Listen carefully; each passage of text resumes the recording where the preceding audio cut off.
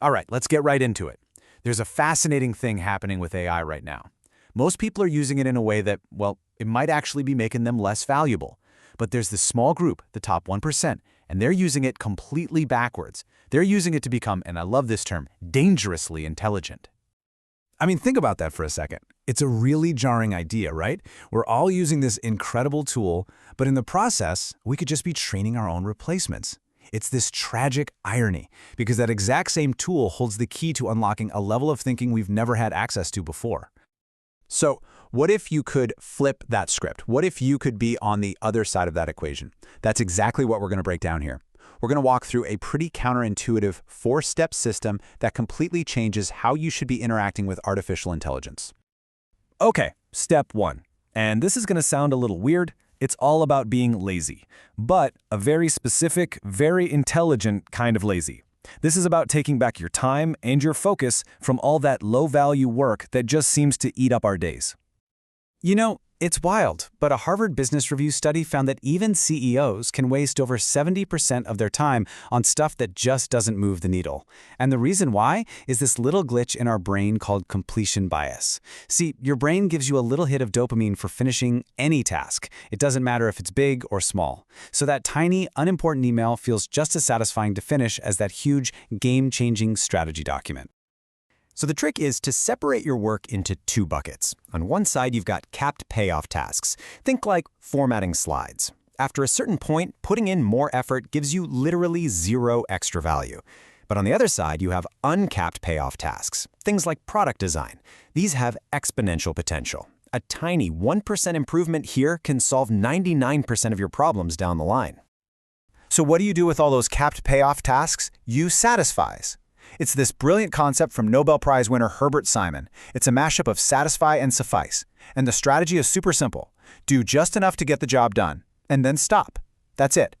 This saves up all your precious energy for the uncapped tasks. That's your zone of obsession. And if you're wondering what to offload, you can use this super simple framework, DRAG. Use AI for drafting, so you never have to face a blank page again. Use it for research, to synthesize mountains of information. Use it for analysis, to spot patterns you might miss. And use it for all the grunt work, the boring manual stuff. By delegating all of this, you free yourself up to focus on what actually matters. And that brings us to step 2. Once you know what to delegate, you got to get good at how to delegate it. This is all about leveling up the way you talk to AI. So the first big mental shift we all have to make is to stop treating AI like a calculator. A calculator is predictable, right? 2 plus 2 is always 4. But an AI, that's a probability engine. It kind of lives in this cloud of possibilities. It can be absolutely brilliant one second and then totally confused the next. And here's the kicker. It will happily just make things up if you let it. So you can't just ask it a question, you have to architect the answer. Think of it like climbing a hill to get to mastery. Most people are way down at the bottom, just firing off simple 0-shot prompts and basically rolling the dice on the result. To get those elite results, you have to climb. You start with 1-shot prompting, where you give it one clear example. Then you move up to few-shot, giving it multiple examples. Next is chain of thought, where you actually ask the AI to reason step by step. And at the very top, you have agents, where you can basically hire the AI to do multiple coordinated jobs, like being your researcher and your analyst. The real secret sauce to get into that third camp, chain of thought, is this simple little phrase. When you tell an AI to think step by step, or show me your thinking, you force it to slow down. And this dramatically cuts down on those annoying hallucinations and gives you way clearer, more reasoned answers. It's about making sure that you are the one driving the car, not the AI. Okay, so everything we've talked about so far has been about speed, about efficiency. And honestly, this is where most people stop. But here comes the plot twist. The top 1% know exactly when to hit the brakes and deliberately slow things down. Welcome to step 3, the intelligent gym. This is the core principle, and it goes against everything we're taught. We're always looking for the path of least resistance. But true, deep, long-term intelligence, the kind that makes you truly indispensable, is forged in the exact opposite direction. It's built by leaning into challenges, not by trying to avoid them. So really, you have a choice.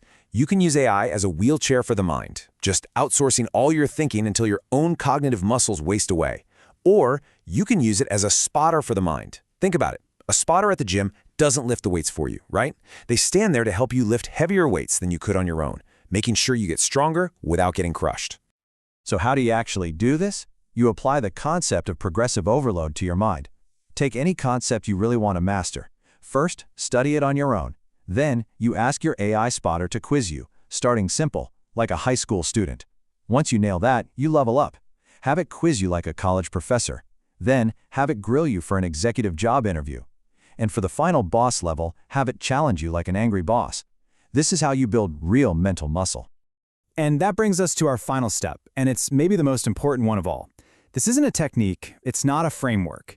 It's an internal mindset shift that changes absolutely everything.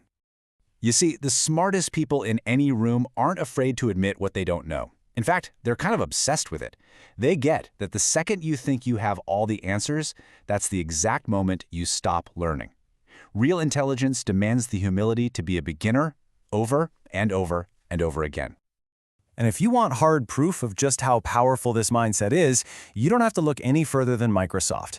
Back in 2014, the company was struggling. They'd missed huge waves like search and mobile. Their market cap was sitting around $300 billion. Today, it's over $3 trillion. So what on earth changed? This one single cultural move from their CEO, Satya Nadella. He gave the smartest people in the world permission to say, "I don't know, and I was wrong." He completely rebooted the company's culture from one of ego to one of pure curiosity. And that one shift led to a 10x growth in just a decade. Incredible. This is the feeling you should be chasing. Neuroscience tells us that our brains are constantly rewiring themselves. It's called neuroplasticity. But this only really happens at the very edge of our abilities. It happens when we're making mistakes, when we're getting frustrated, when we feel that discomfort, that feeling of being a little bit stupid. That's the feeling of your brain growing. And there you have it. That's the 4-step framework. Work smarter by being intelligently lazy. Prompt smarter by climbing the intelligent hill. Learn smarter, using AI as your spotter in the mental gym. And finally, think smarter by having the courage to be the intelligent fool. You know, the beautiful thing about AI is that it doesn't roll its eyes at you. It doesn't judge you for asking basic questions. It has given us the ultimate, completely risk-free training ground to be a student for life. You can ask it absolutely anything. So the only question left is, what are you going to ask it first?